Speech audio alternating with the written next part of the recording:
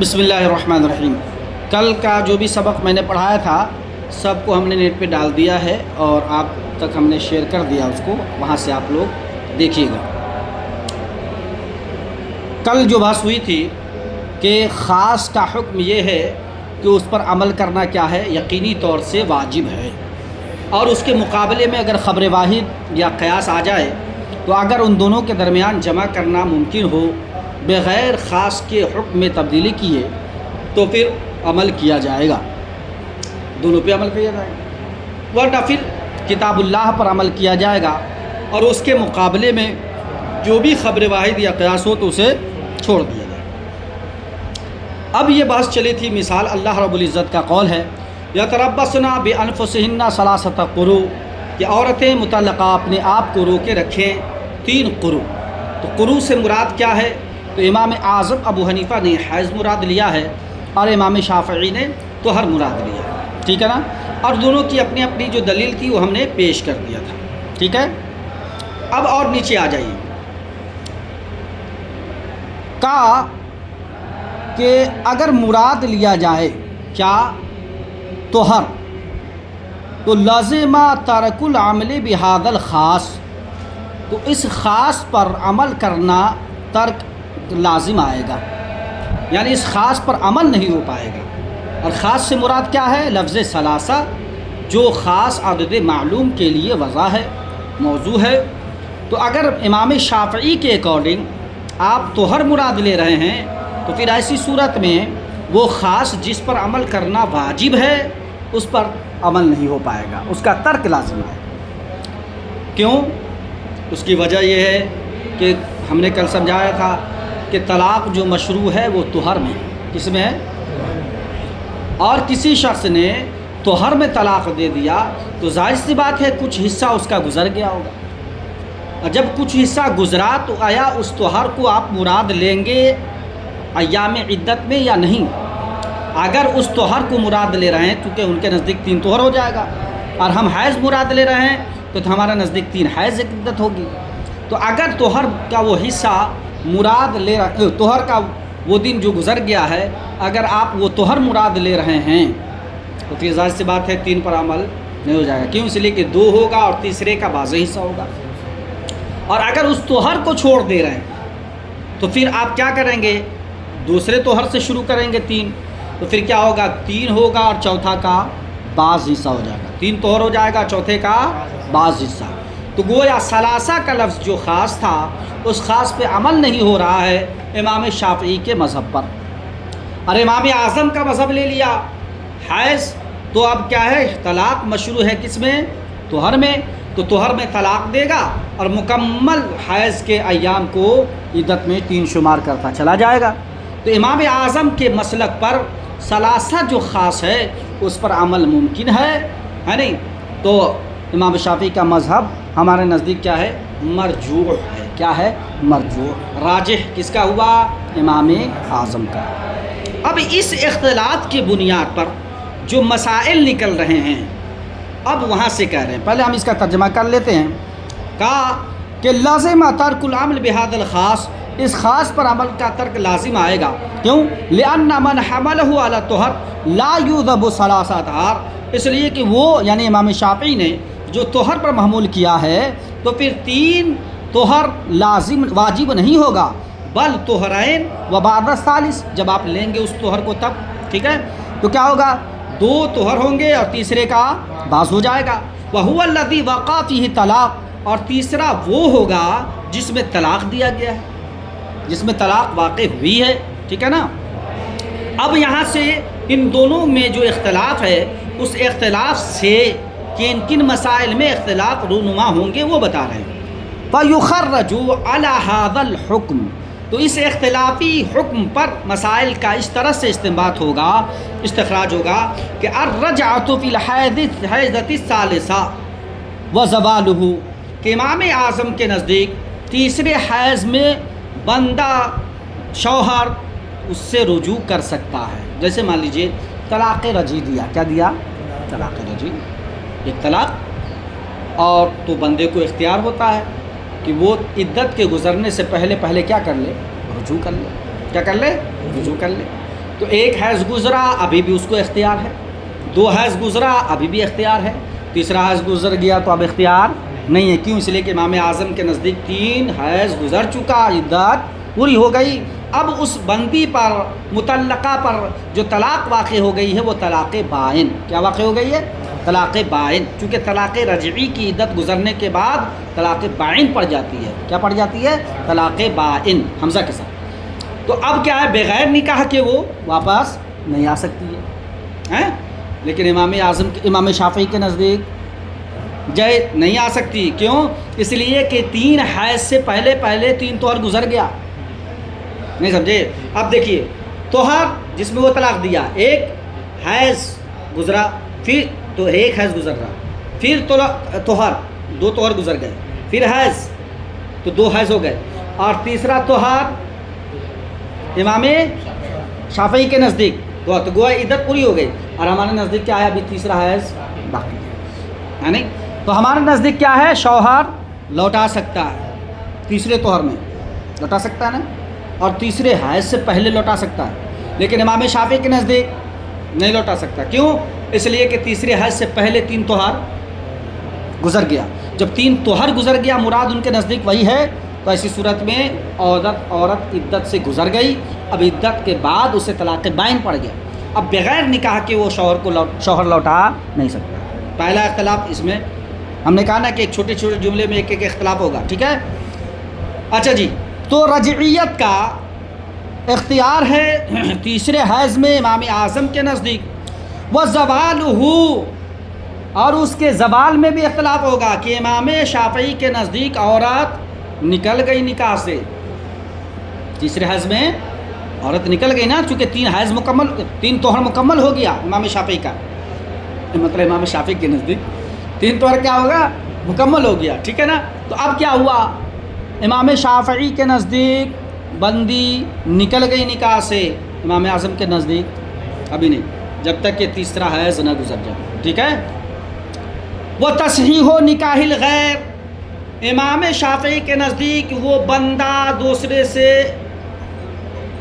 دیکھا وہ بندہ نہیں، بندی دوسرے سے نکاح کر سکتی ہے امام شافعی کے نزدیک. کیوں؟ اس لیے کہ عدت گزر گئی نا اس کی، اب تو وہ آزاد ہو گئی. جب آزاد ہو گئی تو آزاد عورت کسی سے بھی نکاح کر سکتی. لیکن امام اعظم کے نزدیک نہیں کر سکتی. کیوں؟ اس لیے کہ ابھی من وجہ نکاح میں ہے، کہ ابھی تیسرا حیض باقی ہے، تیسرا حیض جو عدت میں شمار ہوگا. بات ہے سمجھنا. تو ہمارے نزدیک کیا ہے؟ وہ دوسرے سے نکاح نہیں کر سکتی، جائز نہیں ہے. امام شافعی کے نزدیک جائز. وَإِبْطَالِهِ، اور اس کے نکاح کے باطل ہونے میں امام اعظم کے نزدیک نکاح بھی باطل نہیں ہوا. کیوں؟ اس لیے کہ من وجہین نکاح میں ہے، تو گویا وہ من وجہین بیوی ہے شوہر کی، اور شوہر من وجہین شوہر ہے اس بیوی کا. تو امام اعظم کے نزدیک کیا ہے؟ نکاح باطل نہیں. اور امام شافعی کے نزدیک کیوں؟ اس لیے کہ عدت ان کے پاس گزر گئی. وحکم الحبس والاطلاق والمسکن والانفاق، اور آپ کو معلوم ہے کہ جب عورت عدت میں ہو تو شوہر کیا دے گا؟ گھر دے گا. عدت گزارنے کے لیے کیا دے گا؟ گھر دے گا. اسی کو بولتے ہیں حبس، روکنا، گھر میں روک کے رکھے گا. ممکن ہے رجعت کر جائے، رجوع کر جائے. اب طلاق 1 دے دیا رجیع، اے بھاگ کے چلی گئے کہاں مائی کے، تو شوہر اور غصہ میں کہے گا جانے. عورت شوہر پر واجب ہے کہ وہ کیا کرے؟ عورت کو ایک گھر کا کونا دے کہ رہو. کیوں؟ مرد ہے، کبھی بھی من پھسل جائے گا، کبھی بھی من جو ہے نہیں پسیج جائے گا، کہے گا چھوڑو، گھر خراب ہو جائے گا، اعلیٰ اولاد بیکار ہو جائے گی، چلو جی غلطی کی ہے، چلو کوئی بات نہیں. تو کیا کرے گا؟ رجعت بوس و کنار کے ذریعے، یا اپنے ساتھ سلا لے، یا پھر جو ہے کہہ دے، یا خبر دے دے، یا پھر جمع کر لے، تو اس سے رجعت ہو جاتی ہے. ٹھیک ہے نا. ایک طلاق رجعی کی بات کر رہا ہوں. تو امام اعظم کے نزدیک کیا ہے؟ کہ ابھی وہ طلاق باطل نہیں ہوا، لیکن امام شافعی کے نزدیک ہو گیا. امام اعظم کے نزدیک روکنے کا حکم ہے گھر میں کہ روکے رکھو. ٹھیک ہے. کیوں؟ اس لیے کہ ابھی من وجہین بیوی. یہ کب کی بات ہو رہی ہے؟ تیسرے حیض کی بات ہو رہی ہے. سمجھ گئے؟ والاطلاق، تو امام شافعی کے نزدیک کیا ہے؟ وہ عورت آزاد ہے، جانے دو۔ امام اعظم کے نزدیک ابھی جانے نہ دو۔ والمسکن، رہنے کے لیے گھر دیا جائے گا، سکنا جس کو بولتے ہیں، ٹھیک ہے۔ حبس سے مراد کیا ہے؟ روکنا ہے، میں بتا دیا کہ وہ روکنا ضروری ہے اس کو۔ والانفاق، اور خرچہ بھی دے گا، کیا دے گا؟ خرچہ۔ تو ہمارے نزدیک کیا ہے کہ عورت کو روکنا ضروری ہے، کیوں؟ ابھی عورت من وجہن عورت ہے، یعنی بیوی ہے، اسی طرح ابھی آزاد نہیں ہے، اسی طرح کیا ہے؟ اسے گھر دیا جائے گا اور اسے خرچہ بھی دیا جائے گا۔ والخلا، اور وہ عورت چاہے تو خلا بھی کروا سکتی ہے۔ والطلاق، اور طلاق اور دے سکتا ہے مرد، کیونکہ طلاق رجعی ایک ہی ہے نا، تو اور 2 طلاق دے سکتا ہے وہ، کیونکہ من وجہن بیوی ہے، وہ محل ہے طلاق کا، ٹھیک ہے۔ وہ تجویز زوج بے اختہا، اور پھر امام شافعی کے نزدیک یہ ساری چیزیں تو وہ نہیں کر سکتا، کیوں؟ اس لیے کہ محل ہی باقی نہیں ہے، بیوی نہیں ہے۔ اور امام شافعی کے نزدیک اس بیوی کی بیٹی، اس بیوی کی بہن سے نکاح کر سکتا ہے، کون؟ شوہر، کیوں؟ 2 بیویوں، 2 بہنوں کو ایک نکاح میں جمع کرنا حرام ہے۔ 2 بہنوں کو ایک نکاح میں، 2 بہنوں کو ایک نکاح میں، سگی بہن، 2 سگی بہن کو ایک نکاح میں جمع کرنا کیا ہے؟ حرام ہے۔ کیا ہے؟ شکریہ، حرام ہے، ٹھیک ہے۔ تو ابھی جب طلاق اس پہ پڑ گئی ہے امام شافعی کے نزدیک اور وہ عدت سے گزر گئی ہے، تو اب وہ عورت نہیں نہ رہی، بیوی نہیں نہ رہی، تو اب وہ شوہر دوسرے سے نکاح کر سکتا ہے، یعنی دوسری بہن سے نکاح کر سکتا ہے۔ اب یہاں پر 2 بہنوں کا اجتماع نہیں ہوا، تو یہ ہمارے نزدیک نہیں کر سکتا، کیوں؟ اس لیے کہ ابھی من وجہن کیا ہے؟ بیوی ہے۔ تیسرے حیض کی بات ہو رہی ہے، میں بار بار کہہ رہا ہوں، تیسرے کیا نام ہے، ابھی وہ من وجہن کیا ہے؟ بیوی ہے۔ اور جب بیوی ہے تو ایک بیوی کے ہوتے ہوئے، ایک بہن کے ہوتے ہوئے نکاح میں دوسری بہن کو رکھنا کیا ہے؟ حرام۔ بات آئی سمجھ میں؟ وَأَرْبَعُ سِوَاهَا، اور ہمارے لیے کتنی عورتیں جائز ہیں؟ ایک بار 4۔ تو مان لیجئے کوئی 4 بیوی رکھے ہوا تھا اور چوتھی کو دے دیا تھا طلاق، کس کو دیا تھا؟ چوتھی کو، ٹھیک ہے۔ تو امام شافعی کے نزدیک وہ چوتھی اب پوری کر سکتا ہے، مطلب ایک تو نکل گئی تو اب 3 باقی رہا نا اس کی نکاح میں، 3 باقی رہی، تو چوتھی وہ لا کے نکاح کر کے پوری کر سکتا ہے۔ لیکن امام اعظم کے نزدیک نہیں، کیوں؟ اس لیے من وجہن ابھی بیوی ہے وہ، یعنی 4 مکمل، 4 کا عدد مکمل ہے، 5ویں کرے گا تو قرآن کے خلاف اور وہ حرام کرے گا، کیا کرے گا؟ اور اس سے جمع کیا تو وہ زنا ہو جائے گا۔ بات ہے اس میں نا؟ وَأَرْبَعُ سِوَاهَا، اس متعلقہ عورت کے علاوہ 4 کو جمع کرنے میں اختلاف کس کا؟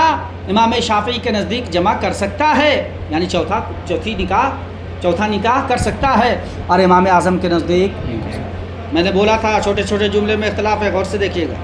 وَأَحْكَامِ الْمِيرَاثِ مَعَ كَثْرَةِ تَعْدَادِهَا، اب کہہ رہے ہیں بھائی میراث کے احکام میں بھی اختلاف ہو جائیں گے، جس کی تعداد بے شمار ہے، جس کی تعداد بے شمار ہے۔ جیسے مثال کے طور پر طلاق رجعی دیا، کیا دیا؟ طلاق رجعی، اور ابھی شوہر، ابھی بیوی تیسرا حیض میں پہنچی ہی تھی، یا تیسرا حیض مکمل نہیں کی تھی کہ شوہر کا انتقال ہو گیا، کیا ہو گیا؟ تو اب کیا ہوگا؟ وہ عورت جس کو طلاق رجعی دیا ہے اور وہ 3 حیض ابھی مکمل نہیں کی تھی، تو جیسے اب وہ جو عدت گزارے گی وہ عدت وفات ہوگی، کیا ہوگی؟ عدت وفات، اور شوہر کے مال میں وہ وارث ہوگی، کیوں؟ اس لیے کہ من وجہن بیوی ہے، من وجہن بیوی ہے، اور بیوی ہونے کی حیثیت سے اب جو اس کی عدت تھی عدت طلاق، اب عدت طلاق نہیں گزارے گی، فوراً کنورٹ ہو جائے گا کس میں؟ عدت وفات میں، اور عدت وفات کا کتنا ہے؟ 4 مہینہ 10 دن، 4 مہینہ 10 دن، تو گویا اب وہ 4 مہینہ 10 دن کاؤنٹ کرے گی، کیوں؟ اس لیے کہ شوہر کا جو انتقال ہو رہا ہے وہ عدت میں، یعنی نکاح من وجہن نکاحی میں ہو رہا ہے، اور پھر وہ میراث پائے گی، وراثت کے مال میں اس کا حصہ ہوگا، کیوں؟ اس لیے کہ من وجہن بیوی تھی، وہ ممکن تھا کہ اگر زندگی پاتا تو وہ رجع کر جاتا، تو اس امکان کے پیش نظر شریعت نے کہا کہ کسی کے حق کو امکان کے پیش نظر باطل نہیں کر سکتے۔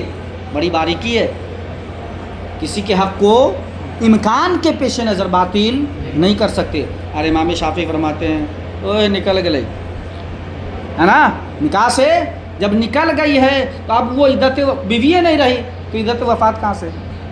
اب بیوی نہیں رہی تو وراثت کہاں سے ملے گا؟ وراثت کا مال بھی نہیں ملے گا. ٹھیک ہے. اللہ رب العزت